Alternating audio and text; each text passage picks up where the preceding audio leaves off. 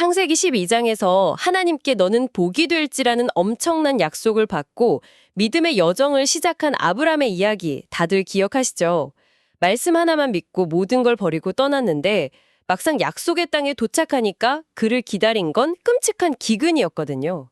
결국 애굽으로 내려가서 아내를 누이라고 속이는 어쩌면 그의 인생에서 가장 큰 실수를 저지릅니다. 오늘 저희가 함께 깊이 살펴볼 창세기 13장은요.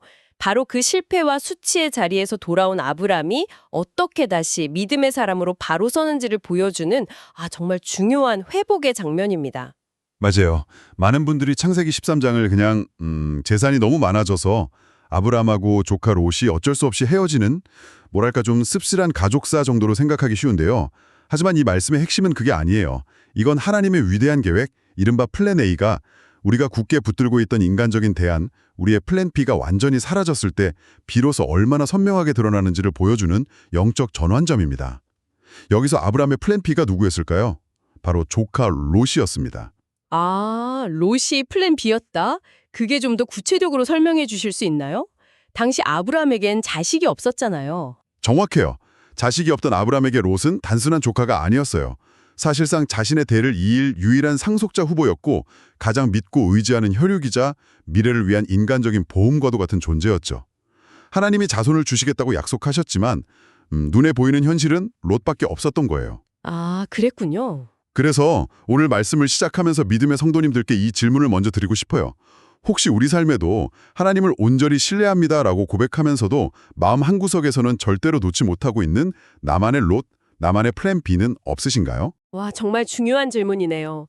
그 플랜 B가 사라질 때 하나님의 플랜 A가 시작된다. 그 관점으로 보니까 애굽에서 돌아온 아브람의 첫 행동이 정말 새롭게 보입니다. 실패의 상처를 안고 가나안으로 돌아와서 다른 곳이 아니라 베델과 아이 사이, 그러니까 그가 처음 제단을 쌓고 하나님을 만났던 바로 그 장소로 돌아가잖아요. 그리고 창세기 13장 4절을 보면 거기서 여호와의 이름을 불렀더라고 기록되어 있어요. 바로 그 지점입니다. 이 행동은 단순한 귀향이 아니에요.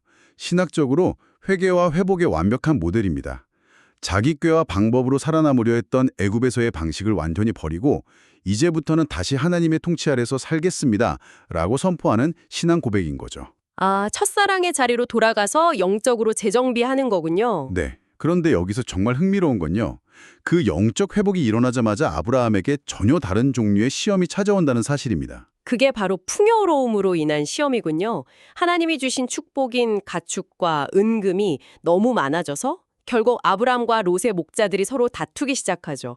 좋은 일이 오히려 갈등의 원인이 된 거네요. 그렇습니다. 때로는 결핍보다 풍요가 더 큰 시험이 될 수 있죠. 이 다툼은 단순히 땅이 좁아서 생긴 문제가 아니었어요. 하나님께서는 이 갈등을 통해서 하나님의 언약이 혈연이나 어떤 인간적인 결속력 같은 걸로 유지되는 게 아니라는 걸 보여주길 원하셨던 겁니다. 그리고 마침내 아브라함이 그토록 의지하던 인간적 대안, 그의 플랜 B였던 롯과 분리되는 과정을 이끌어 가시는 거죠. 그 갈등의 한복판에서 아브람이 롯에게 한 제안은 지금 봐도 정말 파격적이에요. 집안의 어른이고 모든 디득권을 가졌는데도 이렇게 말하잖아요. 창세기 13장 9절입니다. 내 앞에 온 땅이 있지 아니하냐? 나를 떠나가라. 네가 좌하면 나는 우하고 네가 우하면 나는 좌하리라. 아니 어떻게 이런 선택을 할 수 있었을까요? 보통은 내가 먼저 좋은 땅 고를 테니 넌 나머지를 가져라 이럴 텐데요. 그게 바로 세상의 방식이죠. 하지만 아브람의 이 선택은 단순한 도덕적 관대함 그 이상입니다. 이건 이 땅의 진짜 주인은 내가 아니라 하나님이십니다. 그러니 하나님께서 나에게 가장 좋은 것을 주실 줄 믿습니다라는 위대한 믿음의 선포예요. 내 권리, 내 계획, 내 눈에 좋아 보이는 것을 포기하고 하나님의 주권을 온전히 신뢰하겠다는 결단이죠. 애굽에서의 실패를 통해 정말 처절하게 배운 겁니다. 내 계획은 실패하지만 하나님의 계획은 완전하다는 것을요. 와, 자신의 모든 권리를 내려놓는 믿음의 결단이었군요. 자, 이제 모든 상태권은 조카 롯에게 넘어갔습니다. 성경은 롯이 땅을 바라보는 장면을 아주 생생하게 묘사하고 있어요. 창세기 13장 10절인데요. 이에 롯이 눈을 들어 요단 지역을 바라본즉 소알까지 온 땅에 물이 넉넉하니 여호와께서 소돔과 고모라를 멸하시기 전이었으므로 여호와의 동산 같고 애굽 땅과 같더라. 롯의 눈에는 그 땅이 정말 완벽해 보였을 거예요. 물이 넉넉해서 목축하기에 최적이었고 마치 에덴 동산처럼 보였다고 하죠. 심지어 그가 막 경험하고 온 풍요의 상징, 애굽 땅과도 같았다고 말합니다. 그런데 우리가 여기서 주목해야 할 표현이 바로 눈을 들어 바라본 적이라는 구절이에요. 성경에서 이 표현은 종종 육신적인 욕망과 연결될 때가 많거든요. 어떤 예가 있을까요? 대표적으로 창세기 3장에서 하와가 선악과를 보니 보암직도 하고 먹음직도 한지라라고 했던 그 시선, 또 창세기 6장에서 하나님의 아들들이 사람의 딸들의 아름다움을 보고 자기들이 좋아하는 모든 여자를 아내로 삼았던 그 시선과 같은 맥락이에요. 이걸 신학적으로는 육체적 안목이라고 부르는데요. 쉽게 말해 눈에 보이는 화려함과 당장의 이익만을 쫓는 시선이죠. 롯은 바로 그 시선으로 최상의 선택을 했다고 믿었지만 그가 택한 소돔은 사실 죄악이 가득해서 곧 멸망할 땅이었습니다. 겉모습은 천국이었지만 실상은 지옥의 문턱이었던 거네요. 바로 이 지점에서 눈에 보이는 세상의 풍요를 좇는 길과 보이지 않는 하나님의 약속을 믿는 길이 완전히 갈라지는 것 같습니다. 지금 이 말씀을 듣고 계신 믿음의 성도님들도 한번 생각해 보시면 좋겠어요.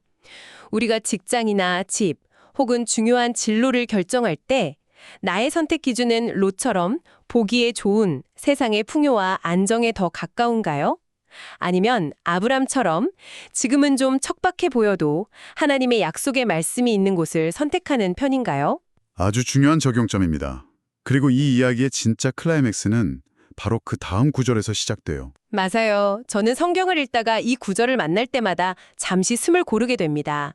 창세기 13장 14절. 롯이 아브람을 떠난 후에 여호와께서 아브람에게 이르시되, 바로 이 타이밍이에요.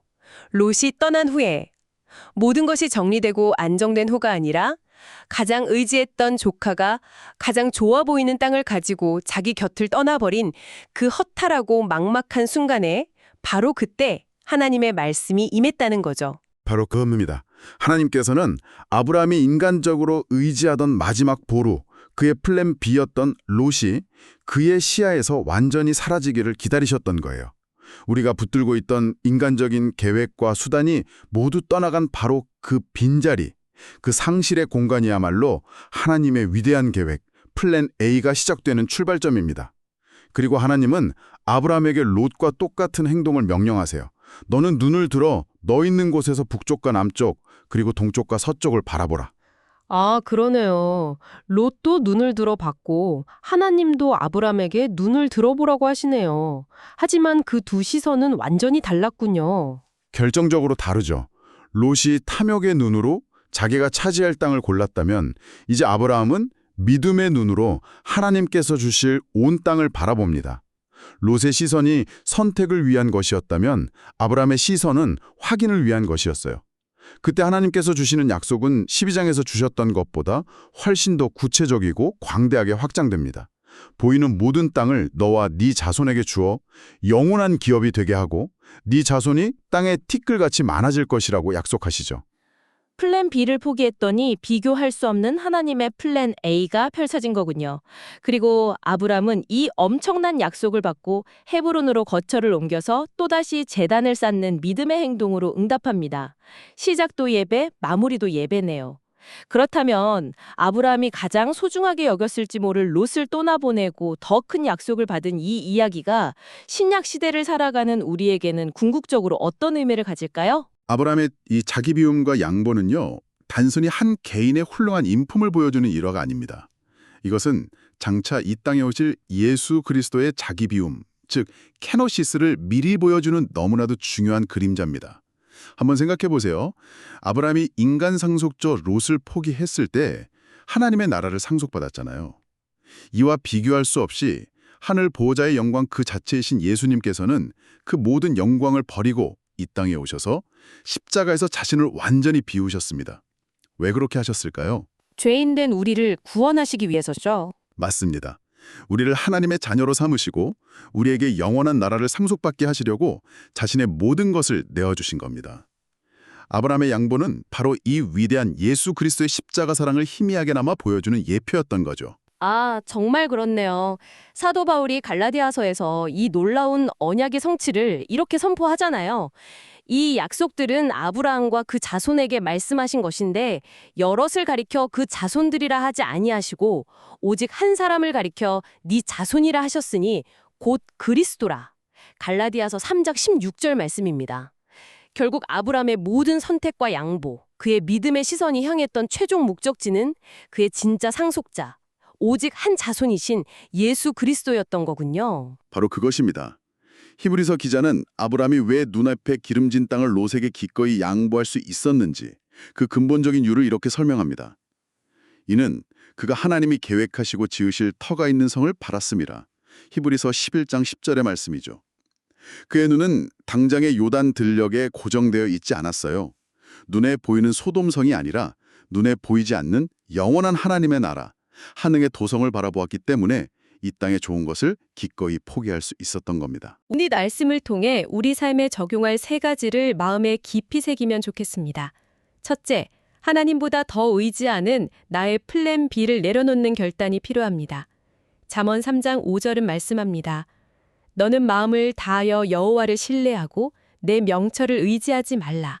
둘째, 관계의 갈등 속에서 내 권리보다 하나님의 화평을 선택하는 언약 백성의 우선순위를 지켜야 합니다.